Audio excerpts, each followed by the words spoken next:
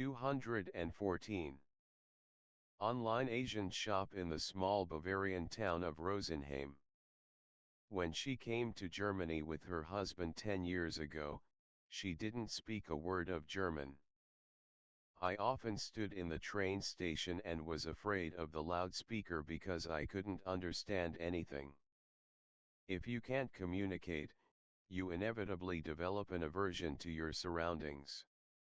The fact that shops in Germany close early and the service leaves much to be desired had also bothered her a lot.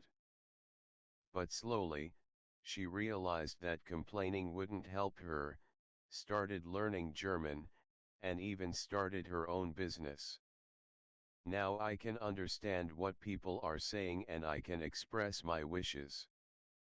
That takes away my fear and makes life a lot more pleasant, she says. Now she can even help her 2 children with their homework. Of course, her children also have identity issues, feeling neither German nor Japanese. But parents should remain neutral and not hide these conflicts, she says. Ms. Seki feels not only integrated in Germany, but melted in. She appreciates the relaxed attitude and generosity of the Germans towards strangers. She also likes the fact that they aren't so strict about time. For example, a train is only considered delayed if it's at least 5 minutes late. In Japan, a delay begins after just 15 seconds. 215. The Japanese word for integration may explain Ms. Seki's attitude. Yuwa consists of 2 Chinese characters, the first meaning to merge, the second harmony. Merging in harmony is the concept of integration as the Japanese understand it. Of course, Japanese also live in parallel societies in Dusseldorf, Paris, Copenhagen, and London. They celebrate their festivals, drink sake, cook Japanese food and maintain their customs. But when they walk the streets, they don't insist on their peculiarities and don't display any special consciousness through their appearance. Vietnamese, Thais, and Peruvians behave no differently. They aren't discussed when discussing the issue of foreigners or integration in Europe. No, the focus is almost always on the same group of emigrants, because they insist on their uniqueness in public and private spaces. It is always Muslims who emphasize their immigrant background. No other immigrant group forbids its own children from taking part in school trips or swimming lessons for religious or traditional reasons. In England, a Muslim bus driver took a break in the middle of his route and began to pray in front of the passengers. In Denmark, a Muslim kindergarten teacher sued because she was forbidden from 216. Wearing the burqa in kindergarten. In Berlin, a student took legal action to have a prayer room set up in his school. In France, Muslim factory workers demanded that their factories serve meat that has been slaughtered according to Islamic standards in their canteens. When this was granted, they demanded a separate area in the canteen so that the halal meat would not be placed next to the unclean pork. The Arabic word for integration, indamaoy, also means to merge. However, merge in Arabic has a very negative connotation and means more like to dissolve. I see many Muslim emigrants like a cube of ice and the majority society like a glass of water. Maintaining the shape of the cube requires a lot of energy and a lot of resistance. The cube prefers to stay in the freezer. This prevents many immigrant children from developing a positive relationship with their country of birth. Entitlement mentality and the desire to preserve or defend their identity inhibit their social skills and increase their isolation, which I consider to be the most important prerequisites for potential radicalization. 217. In Europe, there are three forms of radicalization among Muslim immigrants, which are often confused and all mistakenly interpreted as Islamic. First, there is archaic conservatism, a tendency commonly found in migrant groups originating from rural, patriarchal regions where education levels are low and tribal laws are applied. This form is not necessarily based on religious beliefs. Nevertheless, religion is often instrumentalized for all sorts of views and actions. The violence that arises in this atmosphere is usually not directed against the host country. Rather, the apostates of the diaspora community become victims of domestic violence, as they are accused of endangering the integrity and stability of this community and its values. Examples of this form of radicalization include honor killings and forced marriage. These milieus are characterized by demands for unconditional solidarity and social or moral control. Secondly, young people growing up in weak social structures are particularly susceptible to a form of radicalization that I would like to call escapism.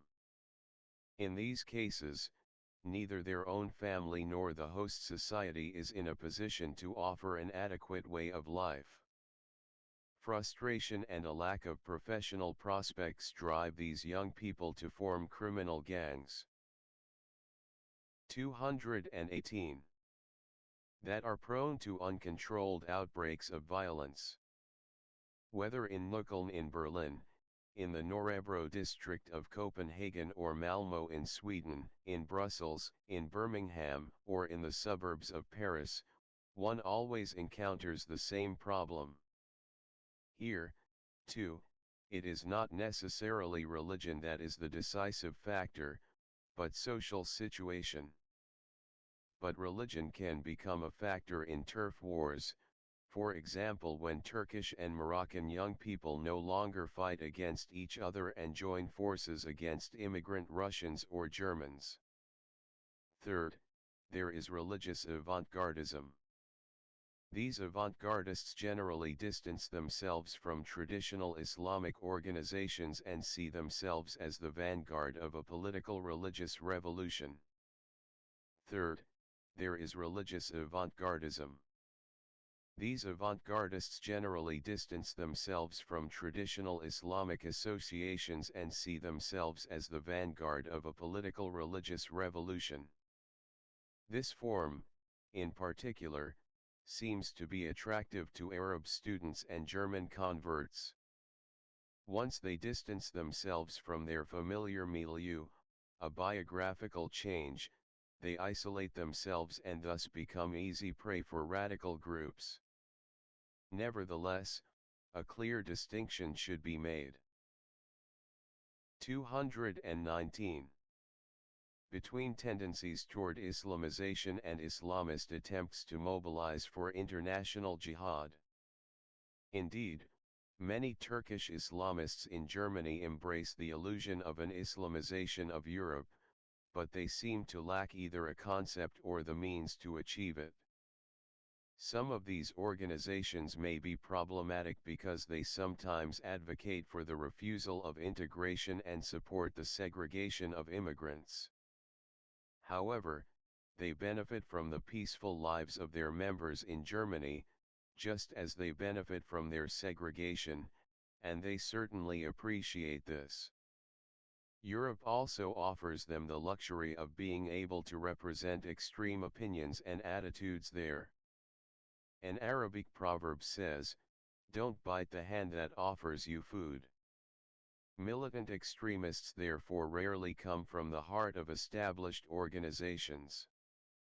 However, when one of these organizations constantly talks about the Islamization of Europe but takes little action in that direction, some zealous members on the fringes isolate themselves from it because they can no longer tolerate the status quo these organizations represent. And so, this organization, too, can be held responsible for the radicalization. 220. The United States has, as is well known, caused much harm in the world. Many people in Japan, Korea, Vietnam, Chile, Argentina, and Cuba have suffered under the aggressive power politics of the Americans. But why do only Muslims blow themselves up in the fight against the United States and the West? Many immigrants are affected by geopolitical problems and identity conflicts, but almost exclusively among Muslims, these conflicts manifest themselves in uncompromising religiosity or even violence. Of course, the causes of violence and terror cannot be attributed solely to religion and the Quran. Political unrest, social problems, and the personality structures of terrorists must not be ignored. Nevertheless, one cannot give religion a clean bill of health in this matter. Only religion allows the assassin to enter a metaphysical world that lends a sacred dimension to a calculated political act. The Quran's description of unbelievers as cattle that can only eat and enjoy dehumanizes them and leaves no room for compassion. The idea of being part of a divine plan separates the assassins. 221 from the real world and makes it easier for them to burn all their bridges behind them. Anyone in the modern world who describes their holy book as the literal language of God, containing binding instructions for everyday life, is considered a fundamentalist. Only for Muslims does this mean believing. If Muslims were a small minority in the world today, they would be treated more like a sect. In many respects, such as the idea of the end of the world, they hardly differ from Jehovah's Witnesses. This absolute thinking makes the ambivalence prevailing in Europe and the relativism found everywhere difficult for Muslims to bear. But even secular Muslims are not immune from returning to their faith at some point.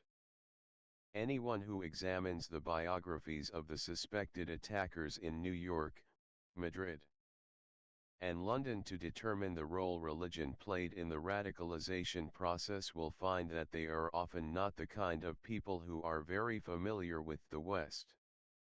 One will discover that these life stories by no means depict poor, backward, uneducated, inexperienced, and naive individuals who spent their lives in religious seclusion. Rather, they describe people who had experienced much, who were wanderers between worlds, and who probably 222 joined radical organizations primarily because of their insecurity and isolation. All of them had different life goals and perspectives in mind before they decided to turn to terrorism. While religion was not the motivating factor behind their terrorist actions, it was used at a later stage to primarily legitimize these actions. Something else can be observed about them. These individuals are often converts who are discovering religion for the first time, or they are reconverts who are reinventing their religion for themselves. Neither group has grown into religious structures, but rather has explicitly sought refuge in religion after disappointments or excessive demands. Converts and reconverts also seem particularly susceptible to excessive religiosity and moral purism. A medieval Islamic cleric, Al-Imam al-Shafi'i, once wrote, "I love the believers, even if I have nothing to do with them, and I hate sinners even if I share their sins." The attackers, of course, cannot be representative of all Muslims worldwide. But they can be used to measure the fragmentation and cultural disorientation of an entire generation of young Muslims. Enthusiasm for the Western way of life and the intense embrace of modern consumer. 223. Goods, coupled with religious ideological indoctrination and isolation from the spirit of the times, creates the explosive mixture that fuels terrorism and which I see as the main reason for the downfall of the Islamic world. Those who recoil at the idea of their true cultural identity being contaminated or who are unable to cope with foreign values tend to retreat into isolation. Confrontation with everyday European life is rapidly diminishing, and the ability to adapt is increasingly dwindling. The inner tension, however, remains the same. People who find themselves in this narrow situation are unable to reduce or even avoid the increasing pressure and expectations placed on them. They prefer to project the conflicts that tear them apart onto the world around them. A constructed, imaginary Islam supports them with an angry response to their social situation, just as it explains the geopolitical conflicts they blame for their situation. What these angry responses can look like can be clearly seen in the attacks on New York, Madrid, and London. But the terrorist attacks in Luxor, Bali, Istanbul, Dar es Salaam, Jerba, Karachi, Baghdad, and Kabul show that this rage is also tearing Islamic societies apart from within. One must not forget that in the more than 14,000 terrorist attacks perpetrated by Islamists, 224 in recent years, the vast majority of victims were Muslims. Chapter 15: Heresy as an Opportunity, or the Post-Quranic Discourse. A skydiver was caught in a storm and landed in a large tree in the wilderness, far from the city. There was no one in sight. But suddenly, a well-dressed man appeared out of nowhere. The paralyzed skydiver called out from the tree, "Hello, can you please tell me where I am?" The gentleman replied, "Of course, gladly. You're in the tree and you have to get down. Good luck." "Are you an Islamic reformer?" asked the man in the tree. "Yes, how did you know that?" asked the passerby, astonished. 225 First of all, you're telling me what I already know. Second, it doesn't help me. And third, you're annoying. Islamic reformers thrive on the fact that the word reform, especially when preceded by the word Islam, sounds extremely sexy in today's world. But for over a century, these reformers were unable to implement the necessary reforms. The sanctity of religion always stood in their way, literally causing their efforts to fizzle out. Like religious fundamentalists, reformists are obsessed with the text of the Quran. While terrorists search and find justification for violence in the Holy Book, liberals also rummage for peaceful passages that enable coexistence. Both thus reinforce the authority of a book that was created in the 7th century to meet the needs of a pre-modern community and has no place in the 21st century. These reformers lack the ultimate determination and courage to advocate for the definitive disempowerment of the Quran and its banishment from political discourse. The Catholic Church did not reform itself from within, but was pressured to change from outside. Only when it lost power did it negotiate its new role in society from a position of weakness. The same must happen with the Quran. First, the attitude toward it as the unchanging word. 226 of God must be questioned before a historical critical exegesis becomes possible. The self-proclaimed reformers advocate a contemporary interpretation of the Quran and an approach to modernity, while simultaneously emphasizing the need not to sacrifice their own traditions and cultural independence. That's exactly what bin Laden did. He broke away from the traditional interpretation of the Quran, which prohibits rebellion against the ruler. Through a hermeneutic, a branch of knowledge that deals with interpretation of religious texts, of the Quran, he succeeded in privatizing jihad and justifying the mass murder of civilians. He, too, embraces modernity and uses cutting-edge technology without adopting the underlying ideology. The Islamic reformers dance on the stairs between East and West. Those on the ground floor don't see them, and those on the top don't notice their dance. They flirt with modernity, wanting to have uninhibited sex with it without contraception, yet still avoid getting pregnant.